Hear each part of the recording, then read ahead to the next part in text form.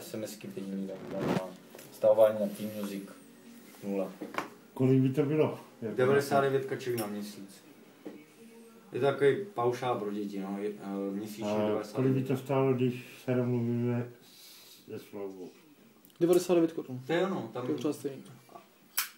No tak to vypíš. A vy to máte jak s telefonem? To? Už je ty Já mám papíry. tu No ale kolik tam třeba provoláte měsíčně to? 12, 15, To si děláte srandu. ne. Vy to máte na podnikání nebo na něco? Ano, Můžu se podívat. ano, Určitě. ale rozumíš to, já mám Už ty papíry. Jaký zdarma volání po 7, od 7 do 7 No. a sobota nedělá zdarma. A to není výhoda žádná, ale to, Je, to já není výhoda znám, moc. To. já znám práci v sobotu nedělu, protože já pondělí, pátek dělám a já v sobotu jezdím. Ale vy to máte zase jenom do sítě O2. To Ano. nemáte do všech sítí právě. Ne, jenom do sítě auto. Ale Jo.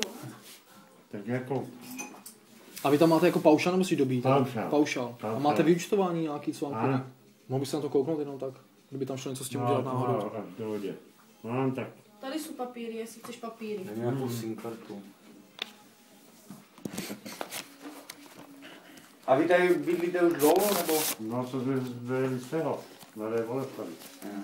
Já si na vás vemu adresu, já vám to prostě pošlu ty peníze, jako mě to nevytrhne a já budu mít klid.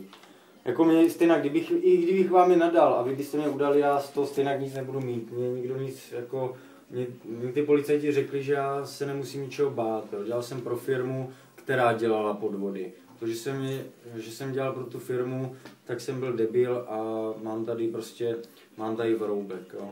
A oni vůbec nepadlo slovo o tom, že já ty peníze jdu vracet. Ta firma to má vracet, jo. Je však jistě, já tě rozumím. Ale já